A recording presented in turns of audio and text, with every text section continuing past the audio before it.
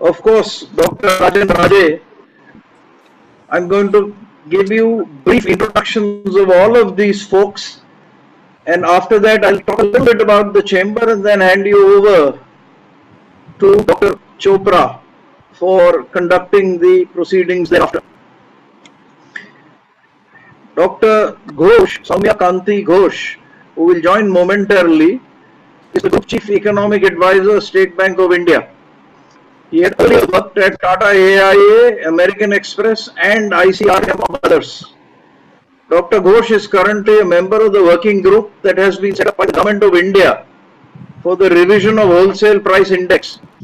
He is also a member of the SEBI Advisory Committee on Research, Economic Advisory Council, CII, and Editorial Advisory Board of the Indian Institute of Banking and Finance.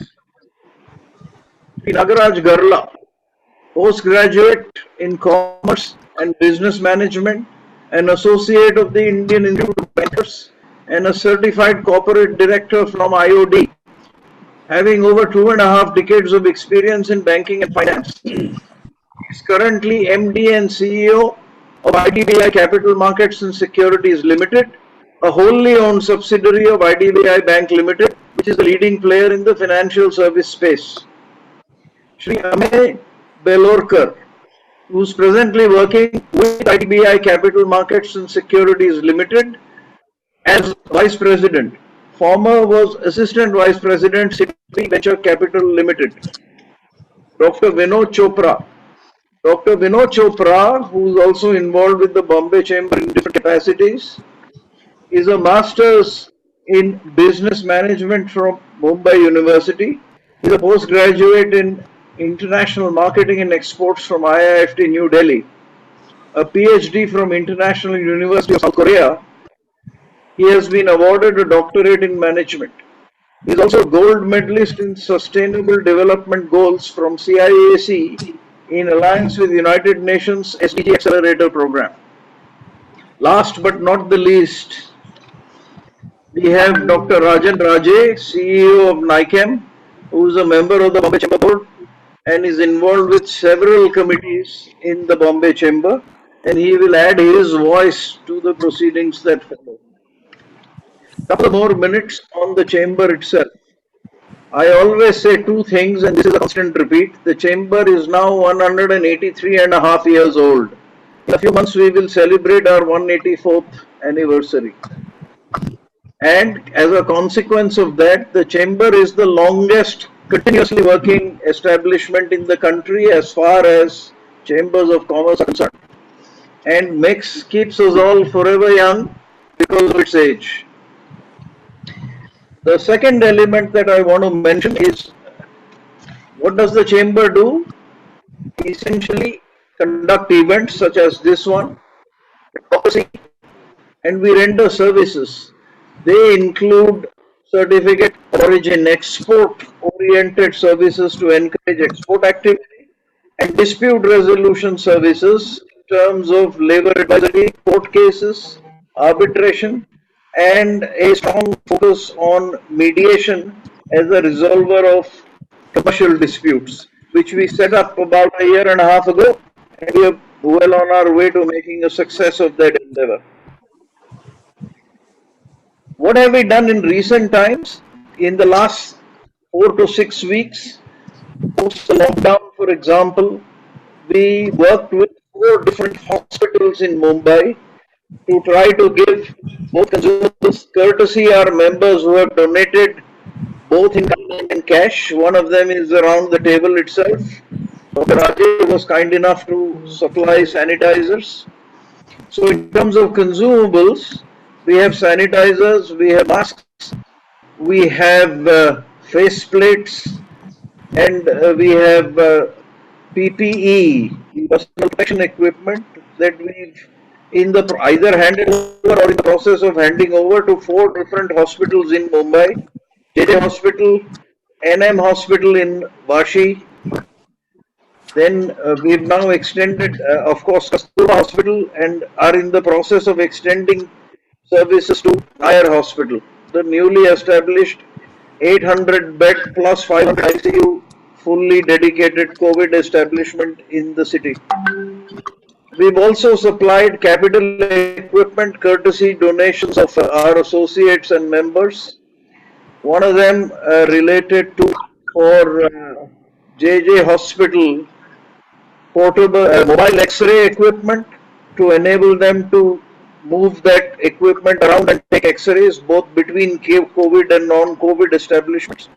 In another case, for another hospital, in this instance, Kasturba, courtesy one of our members, we extended capital equipment in the shape of analyzers. Similarly, we are working with Nair Hospital and NM Hospital to see what capital equipment we can arrange to for some of our members to donate, or having donated some cash to us, we can buy and give across. So we are doing our bit to further the cause of eliminating COVID from this city. The other thing we've done is done advocacy in these times across a whole spectrum of areas.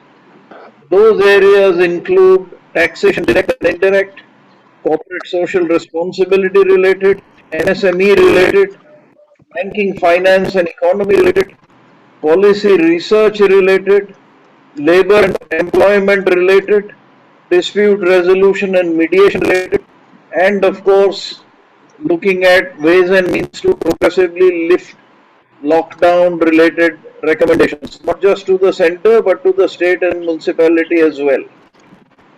In the last 10 days, we've conducted extensive number of webinars at an average of one a day.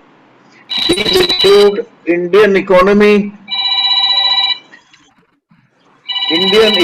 during and after COVID, legal considerations of COVID-19, HR issues and related legal concerns,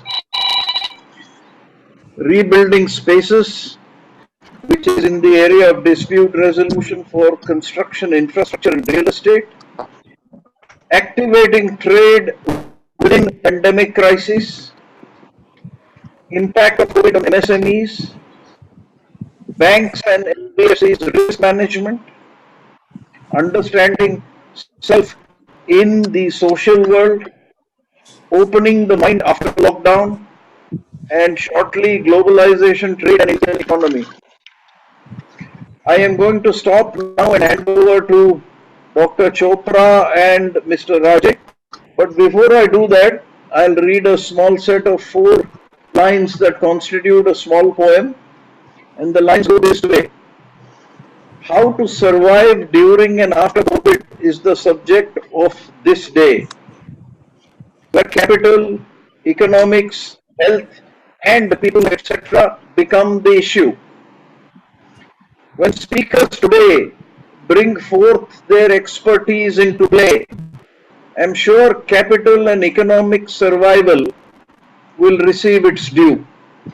With those words, may I hand over to Dr. Chopra and Dr. Raje to take the issue forward. Thank you. Thank you so much, Director General of Bombay Chambers.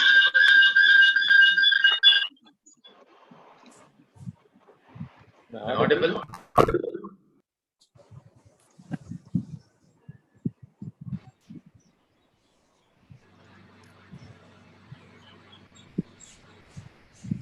Go ahead, Dr. Chopra. Of Bombay Chambers, Mr. Vijay Srirangan, for those wonderful words and your poem. Good afternoon, friends and viewers all across India. It is indeed the need of the hour that prompted Bombay Chambers to have designed to host this session about how to survive during and after this COVID-19 lockdown for MSMEs. MSMEs in India has been remarkable in the industrial development of the country. We have 26.1 million MSMEs in our country today, employing 59.5 million people. It manufactures 45% of our total industrial production, to the tune of 5.9 lakh crores. It contributes to 40% and above of India's total exports. The export stands today at rupees 177 billion US dollars contributed by MSMEs alone. MSMEs have a 8% share in the GDP of our country. In fact, this pandemic that has come with the entire economy, when the entire economy was already stressed with slow demands and suppressed investments due to ongoing global economic uncertainty in the shadows of US-China trade war. The COVID-19 pandemic created an unprecedented impact on the entire world since no one was prepared. The world was not prepared for this lockdown. The Indian MSMEs were equally or maybe highly impacted with this sudden closures due to lockdown. The government has been asking our chambers for a lot of feedbacks and suggestions from all across the country. It will be clear in due course about the support made available to the MSME sector. But I feel it is firstly a matter of survival and then, of course, a matter of revival. And perhaps after 40 days of national lockdown, it is imperative that now we should gear up for the bigger challenge, the challenge of how quickly can we restart our economy? How best can we spring back to action? How best we can strategize to change this crisis into opportunity? We are indeed fortunate to have with us great economists of the modern times as our speakers and panelists today. I seek the honor to present you the Group Chief Economic Advisor of India's largest bank, the State Bank of India, and an architectural splendor of Indian economy, Dr. Soumya Kanti Ghosh. Dr. Ghosh. Yeah, thank you. I hope I'm audible. So I'll just make a couple of, and I thank you, the Bombay Chamber of Commerce, for giving me this opportunity to speak on this Corona crisis. So I think, it's actually an evolving topic, because every day we are hearing new things about the way that things are going to move, how the global economy is going to behave, how the Indian economy is going to behave. So, but the important thing is that this is actually, and I will put you in some of the slides today, what is our thought, basically the SBI thought in terms of the crisis from an economist perspective, because this is an unprecedented crisis, and this crisis is actually could be much bigger in impact than what we had in the global financial crisis, because the problem in this crisis is that in global financial crisis, we could actually stimulate economic activity, but in this crisis, which is a medical emergency, we cannot stimulate economic activity given the compulsions. So with this, I will just go through the slides, and if somebody can just go to the second slide.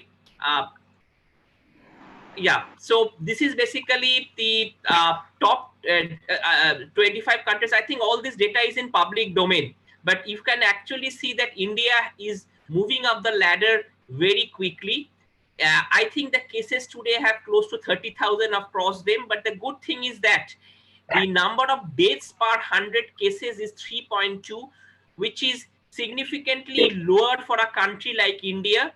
And the good thing is that we had actually implemented lockdown when the number of deaths were 10, and as opposed to China when it was 30, and opposed to Italy, I think when it was more than, I think much larger than India. So we moved ahead very early in terms of the operational events, but as I will foresee, the economic consequences of the lockdown may not have been that great. Yeah, next slide, please. Yeah, so in terms of the global economic output, I think this year is going to be significantly different. In 2008 financial crisis, the global output contracted by 1.7%, and this year the forecasts say that the global output could in fact decline by as much as 4%. And if it declines by 4%, the global economy size is 84 trillion, and if it declines by 4% and India has a share of 3.5%, that in itself, without doing anything, that could itself shave off around 6 to 7 lakh crores from our GDP. So just by the global crisis, the GDP could contract by close to 6 lakh crores. The FDI could actually expect by 30 to 40%. The financial markets have been very volatile. And the important point about this crisis is that the risk of relapse. Basically, what is happening is that the all pandemic crisis comes back second time, third time, and this crisis will also come back till the time the vaccine is not discovered. In the 1918 to 20 crisis, when the Spanish flu, the third time when the crisis came back, the number of deaths were 8% of the total. Hopefully, we may not see the case, but the overall risk of resurgence is still uncertain, but there will be a risk of relapse. So the total lockdown approach which we are doing may not be a one-size-fits-all approach at the end of the day. So this is one thing which I would like to make it very clear. Next slide. Uh, Next slide, please. Yeah. So what is the how big is the problem? I think huge fall in the GDP growth. The important point is that the consumption will forego social consumption today, and this cannot be made up. In global financial crisis, we are unable to make up this financial for social consumption, but in this case, the social consumption foregone, for example, visiting restaurants or any mass event, that cannot be foregone at a future date. And given the fact that India is a service-oriented economy, so therefore the support to these sectors like the SME is very important long time after the crisis.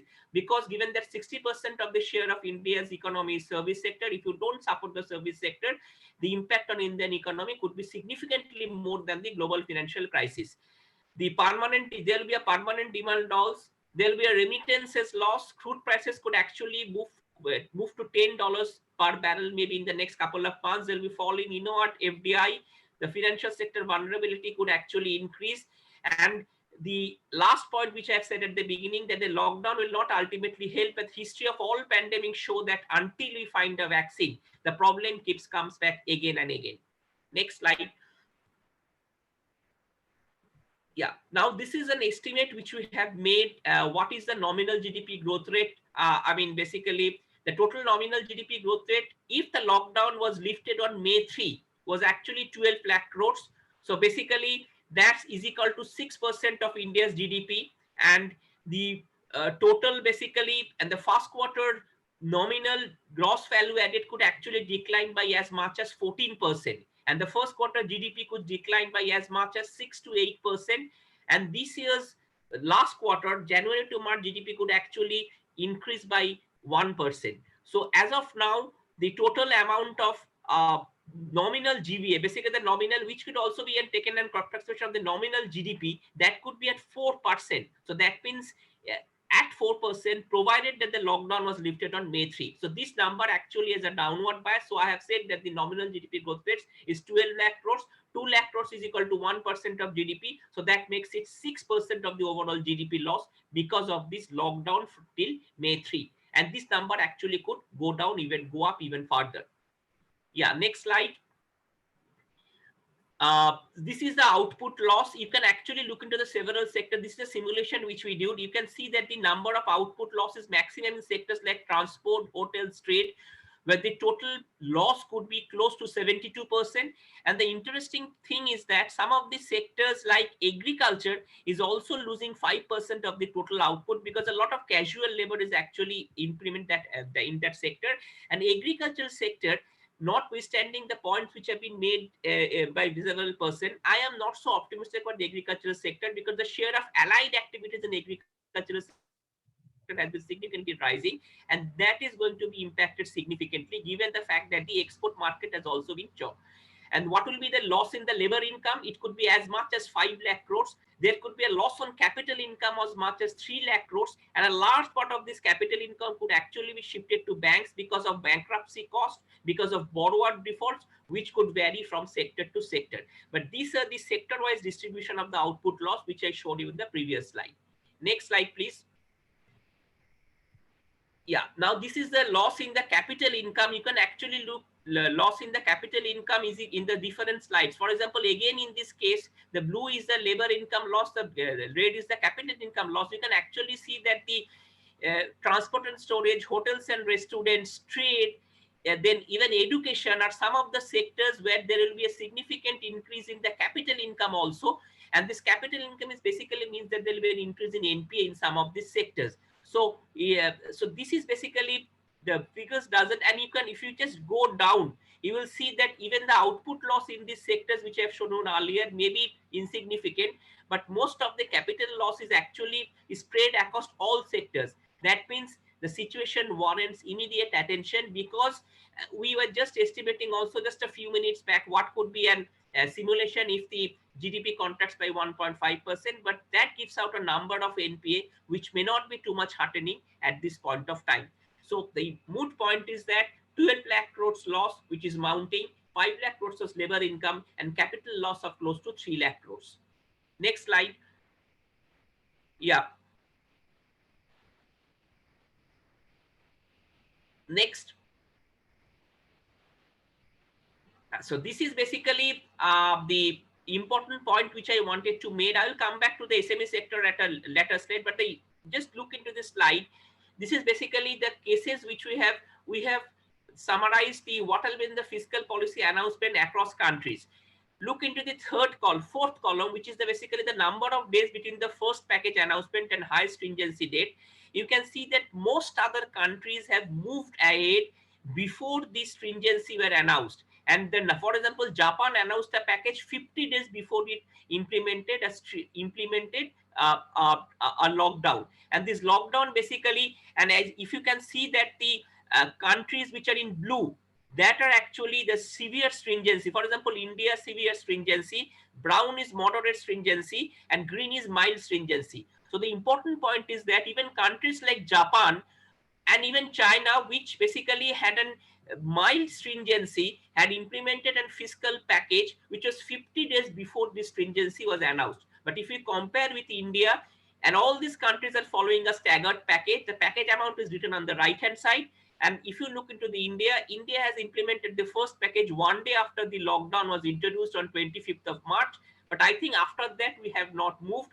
And the other thing is that if you look into the number of dates, the first reported case of each country, I think that happened quite early. But the good thing is that India reported the stringency when the number of dates was 10. But in Italy, it was implemented when it was 403 times the number of India. And Spain, it was 1,119 times. So we have moved ahead very well in terms of the stringency. But in terms of the policy measures, I think we need to do we need to do much more than what we are doing currently, even though it could be a staggered the implementation as the government is suggesting. Next slide.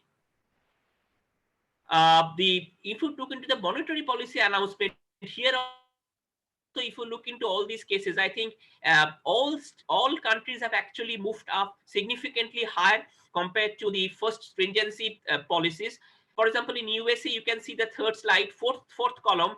It was actually 16 days in advance. Singapore 60 days. India also moved ahead 2 days afterward. But India's monetary policy announcement, the RBI has been significantly proactive. It has already announced 2 sets of policies. But I think much more will come in terms of the RBI policy, which we can discuss towards the end of the presentation. But the important point to take from these 2 slides is that important point to note from the 2 slides is that the policy response is actually should be more proactive than what we are doing currently. Next slide. So this I will not go into details. The only positive thing is that you will have a current account surplus this year. It could be after 32 years. In 1978 we had the last current account surplus. That will be after 42 years. So balance of payments also will be in surplus. So these are excuse me. So these are some of the good things which will happen. So possibility the rupee could actually have an appreciative bias. So this is the one positive thing which will likely to happen in the current scenario. Next slide, please. This is the oil price outlook. The important point is that we are actually forecasting that the oil price could actually stay in the range of $10 to $30 per barrel. But please be prepared for an oil prices which could be lower than $10 per barrel. And this will also have a significant impact in terms of our current account, as we have shown in the previous slide. So these are positive outcomes from the budget, from the COVID outlook, if we have to take some of the positives. Next slide. This is basically the important thing. You can look into the GSEC and repo rate, the spread. You can see that at some point in times of the taper tantrum, the spread actually was negative. That means that the GSEC was actually down lower than the repo. So we still expect that there could be significant rate cuts in the next couple of policies. We are expecting around 75 to 100 basis points. So the repo rate could actually go below 3.5%, and that could also pull down the 10-year GSEC rate. If we are assuming that the spread between the two is around 200 basis points, which is currently, even then the 10-year GSEC yield could actually go down, even after accounting that the government could have a higher fiscal deficit. So at least in the next couple of months, you could see that the interest rate could actually move further lower. Next slide. And these slides I'll also go a little quickly. I mean, in terms of the fiscal deficit estimate, the center's fiscal deficit, we are actually estimating at 8.2% of the GDP. The numbers are over there. I'm not getting into the numbers, but there is a net tax revenue shortfall of around 4 lakh crores. The shortfall to states could be around 1.4 lakh crores, and the states revenue deficit could actually go up to 4% of GDP. So all is actually not go on the fiscal side. So it could, the consolidated fiscal deficit of the center and states could be more than 10% of GDP. It could be close to around 11% or 12% of GDP as per the current estimates. Next, so basically we need a new budget in the current scenario. So this is also, I'll not get into now. So what will be the, basically, how do we finance the deficit? There are several options. These are actually mechanical discussions. So one of the options which I've already put on the table, and that will be vigorously pursued in the government circular's deficit, monetization of the deficit. There is actually a clause you can see in the third bullet point that the FRBM Act clearly states that there is a borrowing act. And in terms of real output growth of a quarter, which could decline by 3 percentage points below its average of the previous 4 quarters, which is the most likely scenario as of now, because the average of the previous 4 quarters is 5.3%, and the current quarter growth rate April to June could be as low as -7%. So there is a provision by the government which you can use to monetize the deficit, and I think that could be one of the options, even though that may not be the preferred option. But at the end of the day, we may not have any other option apart from monetization of the deficit at the end. Next slide.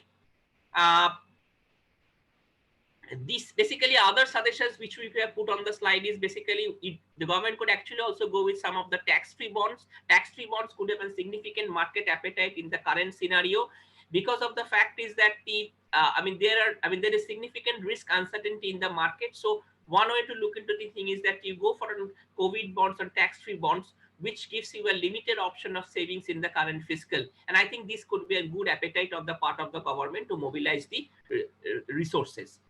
Next slide. This is basically the deposit and credit growth we are estimating. I think the deposit growth and credit growth actually could go up a little bit this year.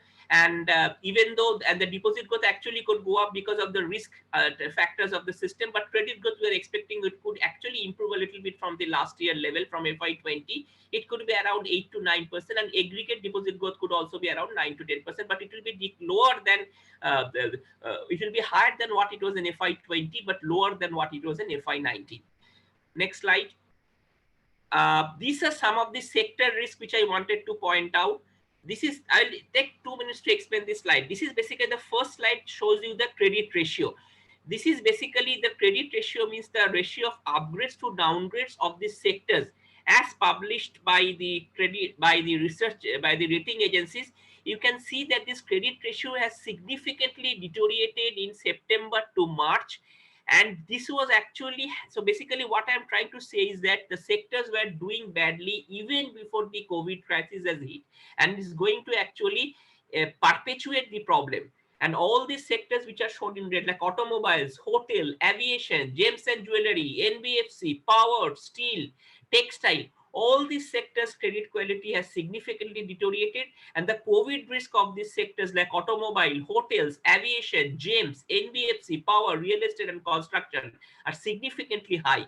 So these are some of the sectors, and as you can, if you juxtapose with the output loss, which I have said at the beginning, these are some of the sectors which are going to be significantly impacted, apart from some of the sectors which I have said in terms of the medium risk. So basically, the scenario does not look too encouraging if you look into the typical sector risk and in terms of the banking sector outlook is concerned. Next slide. So now what is the support needed? So these supports, actually I will talk a little bit from the point of the SMEs, because the SME sector is the most important point. For example, I'll give you some examples and what we are actually doing. For example, in Singapore, what has happened is that Singapore has given, and SMEs has been given a significant package in terms of principal repayments. Malaysia also has given several packages for the SME sectors. US also, Canada, Australia, Japan, Hong Kong, Spain, every country, you can see that actually announced something for the SME sectors. And the important point of all these packages, and in fact even in countries like Singapore, Hong Kong, is that there has been a guaranteed fund which has been set up by the government, which is actually ensuring that the banks extend loans to these sectors in these hours of need, and that is fully guaranteed by the government. And that is one of our suggestions which has been actively considered, which I will also talk about a little bit before on the later slides. Next slide. The what could how the way out, the support basically should be through banks in India. First thing is by providing adequate detail the RBI is doing. The second thing is that the government can provide the risk capital. It can be done in two ways. The public sector banks could be capitalized, which should be clearly linked to the credit growth. But our emphasis, which we have been saying to the government, has given suggestion, is that apart from this, the larger thing which you need to show is make a guarantee cover to the additional funding extended by the banks.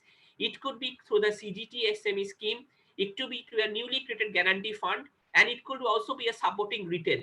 So for example, we did an estimation to say that the importance of a guarantee fund in the Indian context and in any other countries is that the leverage is actually significantly higher. So for example, even if we're assuming a 10% credit growth this year or 8%, the outstanding credit growth is around 90 lakh crores. So on that 90 lakh crores, it makes it around 10 lakh crores. Now out of this 10 lakh crores, even if we're assuming that 5 to 6 lakh crores goes to the SME and the retail sectors, and if you just make a guaranteed fund of say 40,000 crore, the leverage could be 12 to 15 times higher than this 40,000 crore. And this guaranteed fund, could the government need not give this capital to the banks, they can just simply set up a guarantee fund, provide, there is nothing, and it should not go for half at a time like 10% of the loss.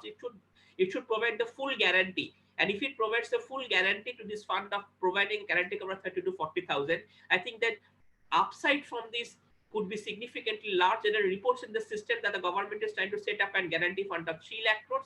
I think the number, if even if that is done, I think that could be a great thing for the SME sectors, because today the sector needs credit, and nothing is better than a credit guarantee fund, which could be significantly leveraged by the banks if the guarantee is provided by the government. And this is basically an off-balance sheet activity, which will not even impact the fiscal of the government, but it will encourage the banks to lend. And this should, and we should be very particular about the bank lending also, and we should try to avoid what happened in 2008-9. So creating guarantee cover and assuming it is rolled out through all the banks could solve a lot of the problem. Next slide. And what is the crisis to opportunity? There are some opportunities, of course, over here. I think specific measures could be increasing the share of 17 to 18% to 25% in few years. There could be a fast track clearances for Make Up India. There could be a lower stamp duty charges for such land parcels.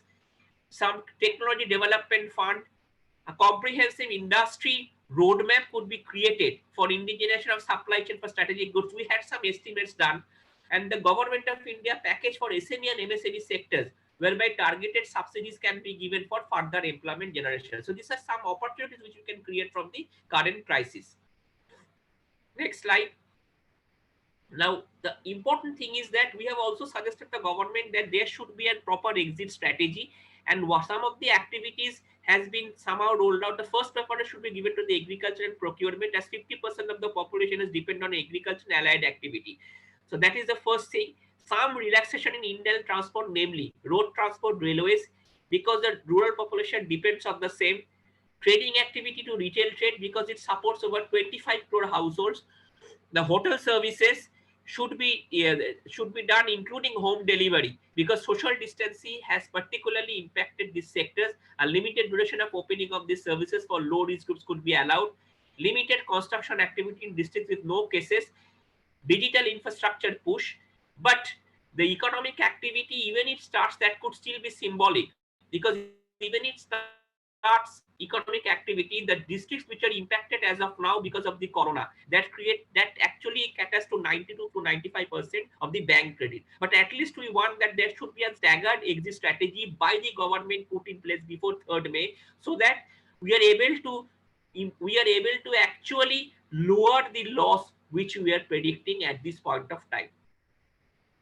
Second, next slide. And there could be actually a demographic strategy, which basically the population could be divided into 4 groups, like hospitalized, immunity compromised, and healthy individuals, and clearly defined strategy for each population group.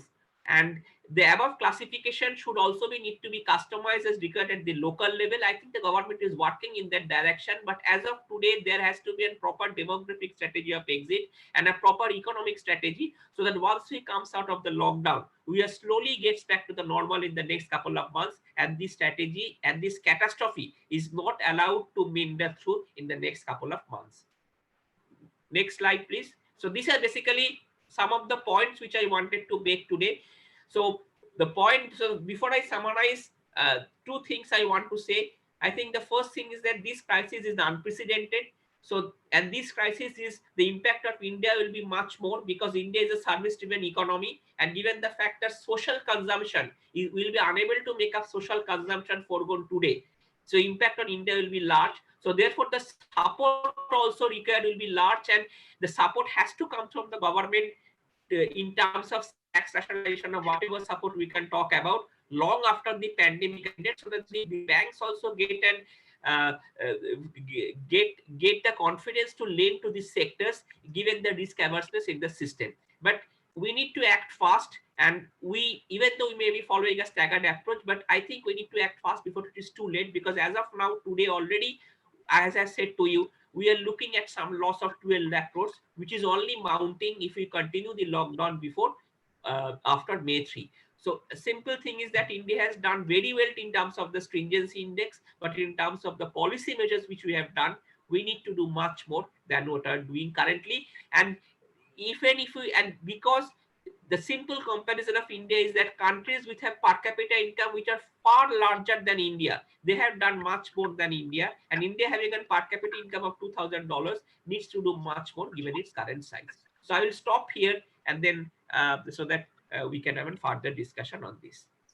Thank you, Dr. Ghosh, for the enlightening knowledge session and a remarkable exit strategy from this economic pandemic. In fact, our chamber has been working very hard with the support of the Secretariat and our Director General as well, in order to put up a white paper to the Government of India and specifically the Ministry of MSME. And we will be having an interactive seminar in a couple of days with Mr. Nitin Gadkari, the Union Minister for MSME, wherein we will really put these support which is required, which has been suggested by you. And it reminds me of one of your writings, Revisiting Global Governance, and one of your articles in the Financial Express about it is high time economists start thinking in terms of real-time data analytics. So that's what was the profound takeaway. And it is, of course, pertinent that MSMEs can have this exit strategy only if reasonable liquidity is injected into the system. So viewers, simply expressed, a healthy financial backbone can support the lifeline of the MSME sector. We are fortunate to have on the panel the Managing Director and the CEO of IDBI Capital Markets and Securities Limited. He has been instrumental in the transformation of this debt restructuring company to a full-fledged investment bank today. Let's understand from him, how do we manage financials during and after COVID-19? Viewers, I feel privileged to present the Business Leader of the Year 2018 and my honorable friend, Mr. Nagaraj Garla. Hello. Yes, you are audible, Hello. sir. At the outset, I would like to thank all Mumbai Chamber of Commerce for giving me this opportunity and welcome all of you. I think most of us in our generations, we would not have seen these sort of times. Times are very tough, but actually, no, if all of us decide, I think it is not bigger than all of us together as a team. So taking it actually COVID-19, what is to be done during times and after COVID-19? Broadly, if you divide, I had opportunity to talk to many people in the industry. Broadly, I think I mean, different angles for everything, but broadly, I think we can divide during COVID crisis, how to manage is broadly, it is into four. Our own staff member or people. Second one is actually demand, or how do you manage our customers. Supply side is, I mean, how to manufacture and supply to our customers. Fourth one is basically on a cash flow side. So broadly, these are the four items which I think which we need to focus on during COVID days. So people undoubtedly, I think all our employees are very, very important, and the government also has been giving enough importance, and we need to retain our people. I think government also has been emphasizing actually we should not terminate anybody despite all issues at this point of time. So, and I think it is our responsibility to take care of our people, and most of the organizations have already permitted work from home. So I think there actually I had opportunity to talk to many people. I think 90% of them have managed very well. That transition has been managed very well as far as people are concerned. So I think most of us, I think, are successful as far as first one is concerned. As far as demand is concerned, I think essential services, yes, absolutely, there's no change as far as demand is concerned. But in respect of many things, demand has come down virtually to the zero. For example, like a travel, mall business, virtually it is down. It is closed down completely. There are many items which are not essential. So there actually we have a very, very large impact. So there actually most of the companies, I think, are not in a position to manage as far as demand is concerned. And virtually for most of them, demand has become virtually zero. Supply side, yes. Supply side, I think most of the companies, at least 20% of the companies, whoever is into essential services, I think with a lot of, I mean, it is not easy thing, but with the difficulties, they are in a position to manage supplies properly. But in respect of other companies which are not into essential services, virtually supply is a problem there also. So this is what is at least if you say, if you give a mass, maybe around 20% we can say 20% of them, they don't have any problem, but 80% of them have a problem with regard to supply. So last aspect, which is very, very important thing for all of us, including MSMEs, is managing a cash flow is very, very important during these times. One side, actually revenue for some industries, revenue has virtually has come down to zero, whereas our expenditure meter is still going on.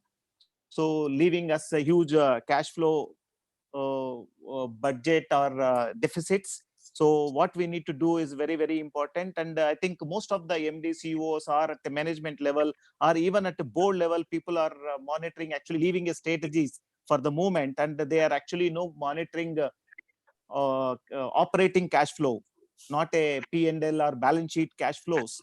Operating cash flows are very, very important at this point of time. At the end of the day, for all businesses, cash is the king. So I think we need to manage a cash flow during these times properly. That's what is very, very important during COVID days. So broadly, these are the four pillars which we need to manage during the COVID crisis. Broadly, I will divide into people, demand, supply, and cash flows. And for the benefit of a lot of MSMEs, I think, I mean, some banks are willing to give a lot of loans, even at this point of time, online. For example, like a loan against shares, loan against insurance policies, loan against gold. So these are some of the things which are available with the banks. So whoever is having a little problem, I think they can manage in a short-term basis. But long-term basis, I think we need to have a different story at this point of time. So after COVID, how to manage is very, very important thing. So broadly, what we can see is actually, we had an opportunity to talk to some of the sector specialists. Say out of 19 sectors, broadly people say actually in 10 sectors, I think there is a high risk of getting into problems. And in the 9 sectors, risk is medium. And there are no sectors where actually risk is virtually zero. So COVID impact, if you ask me, I think almost all 95% of them are going to have a COVID impact. Out of that, actually, maybe around 60% of them are going to have a higher impact vis-a-vis other people. 40% they are going to have a lower impact.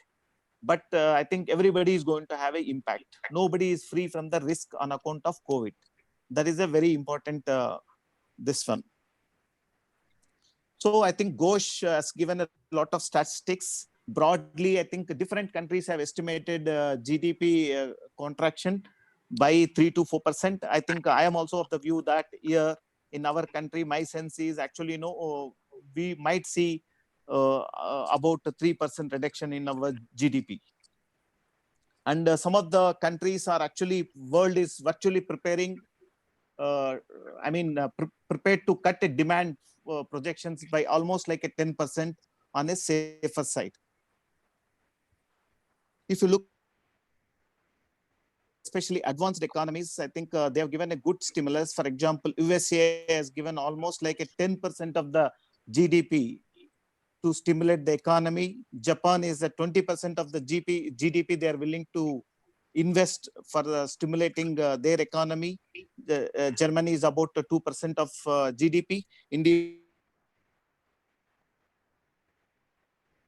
so far, I think about 2%, but everything it is like a evolving subject. So every day things are changing. But I think we need to invest a lot of money. Otherwise, we are going to have a bigger problems. Actually, it is a short-term problem. Basically, it is a problem of 1 or 2 months. But if you don't manage it properly, I think then it is likely to percolate it down to 2 to 3 years problem. And it might take even 5 years to come out of this problem. So all of us, I think we need to invest a lot of time, energy, and I think we need to take it very seriously and address this short-term problem, so that actually over a period of 5 to 6 months, I think life can become a normal. If not 6 months, maximum, I think 2021. But if you don't take it seriously and if you don't address short-term problems, I think we are going to have a larger problems in over a period of say 2 to 3 years. So then going further into deep, actually, where is the problem? Problem is if you analyze RBI actually financial stability report, I think up to 10 lakh loan, I think maximum problem is coming there. Actually, people are saying most probably, I think 20% of the loans are likely to become NPA there.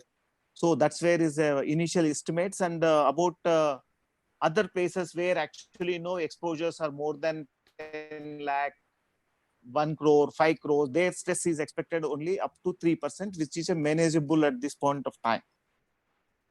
So up to 10 lakh loans, I think huge stress there. And I think we need to handle it properly. So some of the suggestions at this point of time we have been saying is actually yes, I think our balance sheets are already leveraged. If you look at what is the biggest problem for the country is actually, we have a balance sheet recession.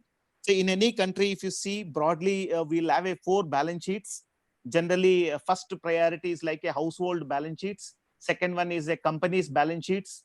Third one is a financial institution balance sheet. Fourth one is a government balance sheets. Say, unlike COVID is not like it is applicable only for India. COVID is across all countries. So relatively, there is no problem as far as India is concerned. But our problem is a historic problem, which other countries don't have actually. See, for example, if you take first one, government financials or balance sheet is not great even before COVID. Whether we like it or dislike, if you look at various macro figures, it is not a very great balance sheet. So they will not be in a position to leverage and get us money for revival. Then you look at the financial institution, whether they can take a burden. So most of the banks, if you see, though from 2015 to today's date, actually most of them have cleaned up their balance sheets. But even before actually coming out of ICU, this problem has come. So just they're out of ICU, but immediately this problem has come. So if you look at their balance sheet, I think they are not in a position to bail out this sort of huge stimulus.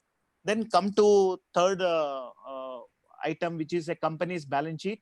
Company's balance sheet, I think for last 7 to 8 years, not a very great, only maybe 10 or 15% of the companies may be having a comfortable balance sheet, but not everybody. Coming to household balance sheets, that is individual level or small companies or sole proprietorship. I think till COVID-19, I think we had a decent balance sheets at the individual levels.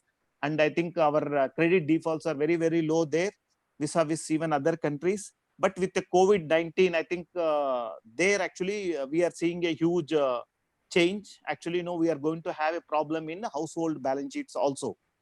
That's why actually, if you look at actually, up to 10 lakhs, people are saying NPS are likely to be around 20-22%. So that is what is the main thing vis-a-vis other countries. We don't have a stronger balance sheets, whereas other countries, they have a stronger balance sheet. And if you look at our rating of the nation, it is just like a investment grade.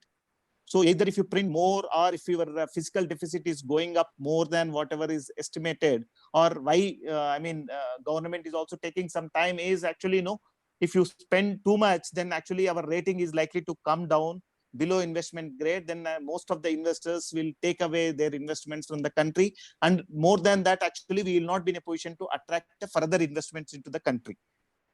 So these are the broader issues which we need to address.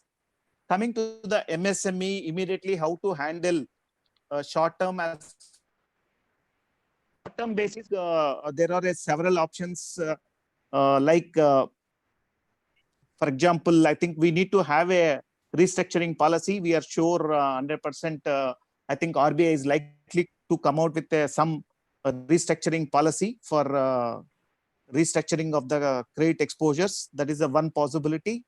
And already RBI has given a moratorium of 3 months in respect of a term loans, and even a working capital interest can be deferred up to 3 months. But we are 100% sure, actually, governor has made it very clear. It is an evolving subject depending upon how things will move. I think they will navigate it properly. But at this point of time, my sense is that I think they might extend it to 6 months. But I mean, as of is only just 3 months. But my sense is they are likely to extend it to maybe approximately 6 months, because most of the countries have already extended it to 6 months. And MSME entrepreneurs, actually, they can take loans against shares. I mean, gold is available with most of the households in our country. I think loan against gold. And a lot of people have taken insurance policies, and most of them, they don't know that actually they can take a loans against a surrender value. I think that is an excellent tool which is available for most of the companies or at individual levels. I think most of us are sitting with like a 50 to 1 lakh, 1 crore sort of money in a surrender value of insurance policies. I think that liquidity we can tap.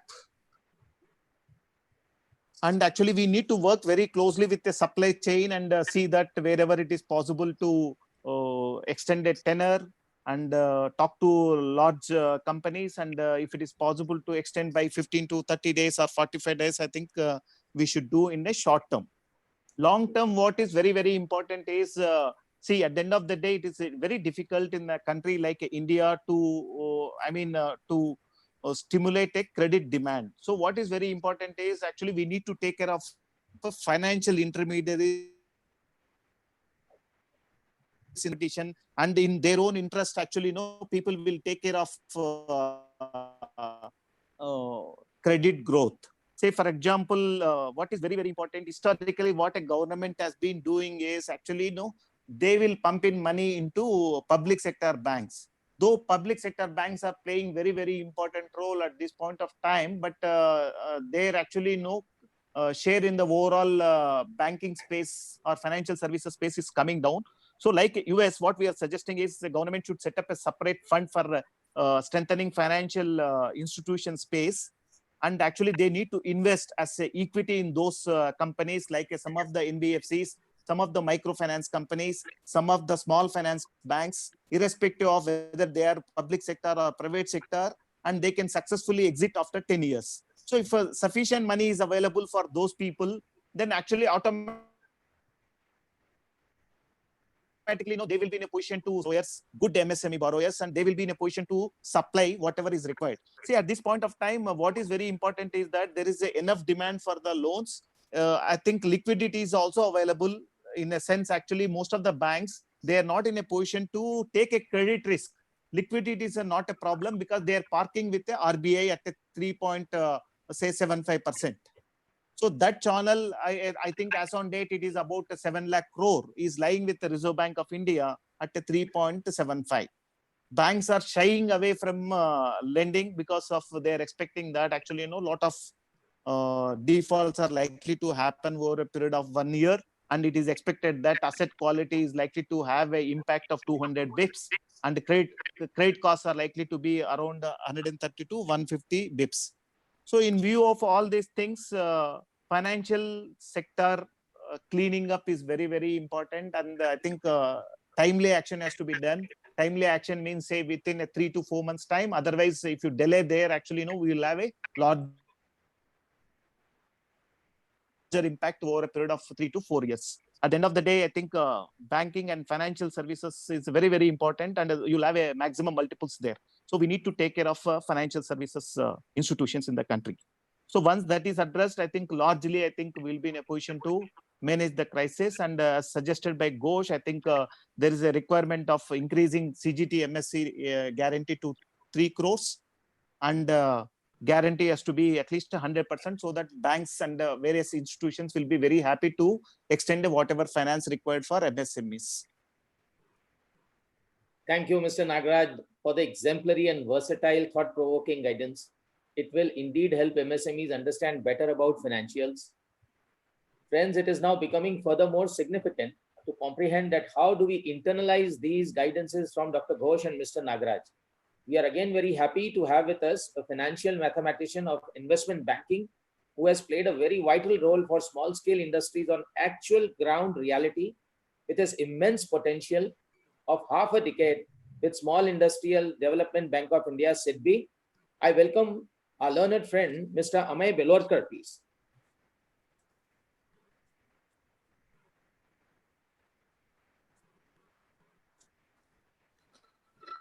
Mr. Amay, would you like to unmute yourself, please? Can you hear me? Yes, you're good to go. Yes, sir. Good afternoon. So, thanks for giving the opportunity to speak on the platform. Just now I got to know that some time back that government is creating a special fund for a MSME, where where MSME are allowed to take 20% additional credit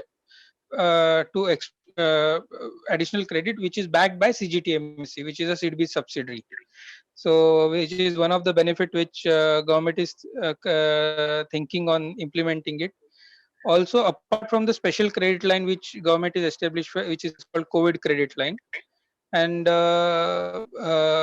they are also thinking of under the PMO's office for creating a special fund which will buy out the defaults, or maybe we will support the default for MSMEs. So what opportunities after this COVID for MSME will be so I can describe it by giving few examples for some of the sectors where for example, if we already in Maharashtra, we already have a very good ecosystem for auto hub.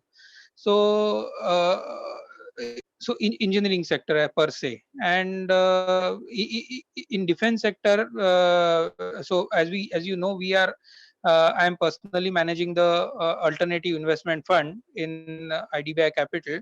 So in defense sector, there is a huge scope, and the auto sector or engineering sector can definitely diversify and focus on the export. We all know that China will be boycotted by some developed countries, and the opportunities for India, where they can of course, the auto company or a small ancillary unit can definitely manufacture a part which required to manufacture a small arms or maybe there's a huge the big industry for toys also. So the sector, the engineering sector can diversify and create a good precisely toys which is dominated by China at this moment, but India also can manufacture at a particular price where we can sell it to the European and US countries. Uh, Smartly, many of the sugar companies has diversified there and created surface disinfectant through ethanol, and they have already given sanitizer and supporting all the government department by providing large quantities to fight with the COVID. So if we if the MSME thinks that there is a lot of, so we all know that startup hub is India is very big startup hub at this moment, and after this COVID thing, we can basically startup will definitely help to fight with the COVID, and after startup can give a good opportunity for MSME as well.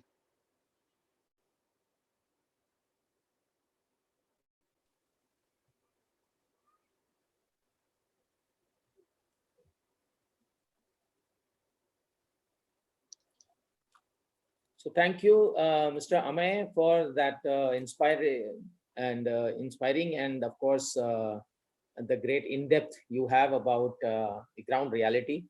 So since you have always believed in action as a venture capitalist expert, so we would like to take some questions now for the panelists, and our viewership is quite high, so we are streaming live on YouTube, and we have more than 45 questions from all across, but I would like to club a few questions, and this question will be for Mr. Nagraj, please. So this questions, I'm clubbing the questions of Ms. Dipti Hegde, Mr. Abhijit Dandekar, and Cyrus about the deflationary scenario. So what will be the investment behavioral changes, or how will we react after lockdown is over? Whether it will be a negative growth, labor issues, deflationary scenario, or in view of the wages to be paid to the labor irrespective of their working. What would be your top 3 or 4 suggestions to Government of India so that it can be taken forward in order to, bring back the entire economy on the track for MSME specific?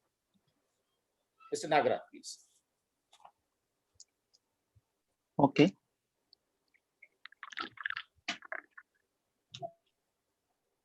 Okay. See, I think, can you repeat the first one? Actually, I had some problem in voice actually. Yeah. So what will be the investment behavioral changes, and in view of how do we react after the lockdown is over?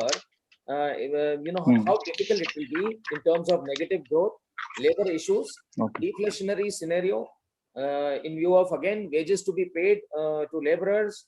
So what would be your 3 or 4 top suggestions so that we can take it forward? Very good question.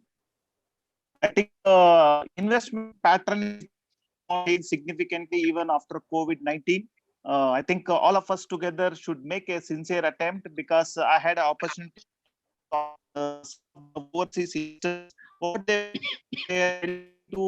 have a dialogue with most of Indians, either to invest here or actually they want to do something for the country. So that emotional equity has come. But once they are out of 4 walls, whether that will change, that is a question mark. But at this point of time, all of them are very keen to have some dealings with the country. So that is a big positive. And whether we like it or dislike, I think most of them, they don't want to deal with China. Whether it is possible, not possible, I think global supply chain is very, very important, and they have become virtually a global manufacturing factory. So whether actually people eventually can come out of China is a very important question. But we are going to have opportunities, but whether India can take opportunities or not, there is a question mark. Because like many countries we are actually willing to go a extra mile and actually to capture that opportunity. Like for example, Vietnam is doing so many things so that actually a larger share of global manufacturing place can be captured by them. So coming back to your question, actually investment pattern, according to me, it is not going to point of time, but I think it is a great opportunity for us to capture a global supply chain actually. But in terms of growth, I think it cannot be V, it has to be like a U. So over a period of time, I think long term, I think most of the issues will be addressed. I think we are going to have a good times over a period of 2 to 3 years. But short term, yes, it is not that within a month or 2 months, no, we are going to have a huge manufacturing setups in the country. But what, unlike other countries, is what we have is favorable demographics, and we have actually, I think local demand. Local demand is the biggest thing. If you can stimulate that, actually, I think most of the issues we can address. Yeah, thank you, Mr. Nagaraj. In fact, this also answers the queries of Mr. Rajesh Solanki and Pradeep Parekh, who have been asking questions for service sector, because this is equally in answer to them. I have another question for Dr. Ghosh. Here, we have a lot of questions which are common, which comes to the shock. So there is a demand shock worldwide due to the lockdown, because there is no craving or desire left sitting at homes. People are not going out shopping, so the demand shock is there. There is a supply shock worldwide due to the closure of manufacturing and service units. And thirdly, we have an oil shock by futuristic trading going into negative now. Maybe good for India, but not for world economy as of now. Banks are sitting on deposits and not risking any lending due to NPA shock in the India already, which was pre-COVID times. So under this scenario, the question from all our viewers are, how can India become the substitute for China in terms of the transformation or the lifting up of the manufacturing sector from China to other countries by major economies? Dr. Ghosh. Okay, let me just answer this question. But before I answer this question, just a small thing I would like to emphasize. See, this crisis is basically the significant supply shock crisis. So this is basically a negative supply shock. The problem is that you have shut off some of the high contact sectors. So this is a negative supply shock. The problem is that whether this negative supply shock will lead into a demand recession, because since you are not allowing people to buy from some of the sectors as of now, when the economy comes on steam, whether the people will have the same purchasing power to buy from these sectors. So my answer is that is not likely to happen, because there is also going to be a lot of likely of purchasing power, because there will be job losses. So we are going into a supply shock will turn into a demand lot recession. Now, regarding to your specific question of how India can take advantage, yes, I think we can take advantage of this one. I'll give you some figures which are very actually encouraging. If you look into the growth rate of the ratio of capital good exports to the world manufacturing output of China and India, in 2006, China was actually capital good exports. China was to world manufacturing output. China was exporting 20%. This figure has come down to 5.5% in 2018. And for India, this figure was 16.3% in 2006. It declined to minus, it was negative in 2015-16. But from 2017-18, it has gone up. And in 2018, it is at 12.4. So India actually is being able to take up a part of what China is losing in terms of the overall capital goods exports. Now, if you actually look into the next point, if you actually look into the some of the exports which India is doing, and here the SME sector actually has a lot of importance. In 2019, China exported 2.5 trillion worth of exports. India exported only 0.3 billion worth of merchandise. So that means China exported 7 times the amount of goods which India exported in a year. But however, if you look into the, if we just do a small simulation and look into China's exports in 2019, and compare it with Indian exports in 2019, in some of the items where India has a comparative and SMEs has a comparative advantage. For example, apparels, for example, footwear, for example, leather, for example, textiles. I can see, for example, I'll give an example specifically of leather. In leather, Indian exports was 3 billion in 2019, US billion. So even if India captures 1% of the demand from China, that number could actually increase by 0.3 US billion. So that basically means 20,000 crores increase in leather exports if only India is able to capture 1%. And this number goes up to 10%, India can capture 3% of the global leather market, which China is going to vacate. And the trend is that China is slowly vacating these regions. So my sense is that we should not be despondent in this time. India could actually look into, if we sum across all items, and India can, even if India can capture 1% of the loss in demand from China into what China is losing in 2019, India gaining in 2019 when it has a comparative advantage, the total export gain to India is actually around 20 billion. So US 20 billion. So US 20 billion, you can see that what, I mean, that's actually not a small number. So basically that number translates to around 1.5 to 2 lakh crores. So, and even if India can capture 10%, the number actually increases by 200 billion, 193 billion. So my sense is that, to cut the long story short, I think there is an increasing trend globally that China is losing out in its manufacturing export, and India has an most opportune time to tap into this market, because India's share of capital goods exports to manufacturing output of the world has actually increasing in the last 2 to 3 years. You can see that India has gained in terms of the electronic items. India has been importing a lot of electronics items because there has been some shifting of facilities of some of the mobile manufacturers into India. So I think let us look into these positives. Yes, there will be a significant demand contraction. Yes, we could be actually, a GDP could contract for the first time in the 50 years. Yes, there could be some amount of job losses. Yes, there could be some amount of pain. But if we just able to do some of the things right, I think the potential for making this crisis into an opportunity could be enormous. And these numbers, say 20 billion increase in exports, US 20 billion increase in exports, assumes that China loses only 1% of its share. So that 1% of its share, if it comes to India, India can get US 20 billion of exports, which is not a small number to me as of today. Thank you, Dr. Ghosh. I have one more question for Mr. Nagaraj, please. This is from Rajesh Solanki. He is pretty concerned about the SME service sector, which will not be able to compete Chinese companies. So, Mr. Nagaraj, he is asking that how do, as far as bigger companies like IOCL, Reliance, they can sustain the setback of paying salary. How can MSMEs, or perhaps particularly the service sector, and specifically the construction sector, which has 50 to 70% of their payouts as salaries, can survive or able to compete these Chinese companies in the immediate future post-lockdown? Okay, very important question. I think construction is the one of the largest employment provider in our country. And I think they play very, very important role in generation of employment, especially whoever has gone villages and all. If they need to come back, I think we need to have some stimulus for construction sector.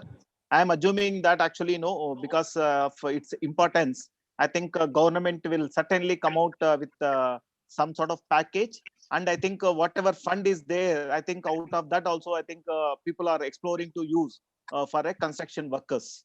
I think if I remember correctly, figure approximately, I think 35,000 crore construction employees welfare fund is available in the country. And if they can use that, even a part of that, especially during tough times, otherwise when they will use this money. So even if they use even 10 to 20% of that money to stimulate the sector, I think we'll be in a position to manage. For example, China, I think immediately they have activated this construction, and because of see, they know very well actually, they are going to have a cut in the exports. So to encourage a stimulus within the country, what China is doing is immediately they are activating. So even actually as a part of that, I think even our country can also do, because that is very, very important for us. That was absolutely bang on. And we have many more questions, but I would request my viewers that since we are short of time, the chamber will be replying to your questions. We have made a note of it, and you may please continue sending your suggestions and questions to the chamber, and we shall keep you posted about the updates and also try to answer to the best of our abilities by virtue of support from our panelists. So taking it further, I would quote Dr. Daisaku Ikeda of Soka Gakkai, Japan, who says, we should cultivate a flexibility according to the environment. When the environment is changing, and I'm sure this session has empowered all of us to tap our potential to cultivate the Indian MSMEs to the best of their abilities and become the biggest manufacturing hub of not only Asia, but let us visualize for the entire world. Thank you once again, and I now request the person behind this creative seminar, a true crusader of the MSMEs and also the chair of MSME Forum of Bombay Chambers, Mr. Rajan Raje. Thank you, Doctor. In fact, to me also, this whole session was a big learning. And on behalf of Bombay Chamber of Commerce and Industries, let me take this opportunity to thank all the panelists and our team. To begin with, I would like to thank Dr. Shambhakanti Ghosh, who shared his expert views on the impact of COVID-19 on the world and national economy. It was really, really very enlightening, and I'm sure all the participants must have really understood the impact what this lockdown has created. His deep knowledge on the subject gave a deeper insight of the current situation. I would also like to thank Mr. Nagaraj Garla and Mr. Amey Belorkar for making all of us aware about the alternate options of financing for MSME sector. As Mr. Garla said, that people, demand, supply, and cash flow are the four areas where every MSME stakeholder should be careful about. Many of us knew about the financial assistance from the nationalized banks or private banks, but financing from NBFCs, microfinance banks, and most importantly, the equity route, which can be utilized by the MSMEs, was a learning for me. I'm sure the webinar has offered a lot of takeaways to the participants. I would also like to thank my colleague, Dr. Vinod Chopra, for his excellent moderation of the session. And finally, let me thank the DG and the DG designate, Dr. Shugita Upadhyay, Mahadev, Vikram, and entire team of BCCI who was working behind the screen in making the webinar a success. And finally, a big thank you to all the participants, without whose participation the webinar was not possible. Before we end, I would like to request all the participants to fill up the feedback form. This feedback is going to be very important for all of us to do better and better in the future. Thank you once again. Thank you all. Thank you. Thank you, sir. Thank you. Thank you, sir.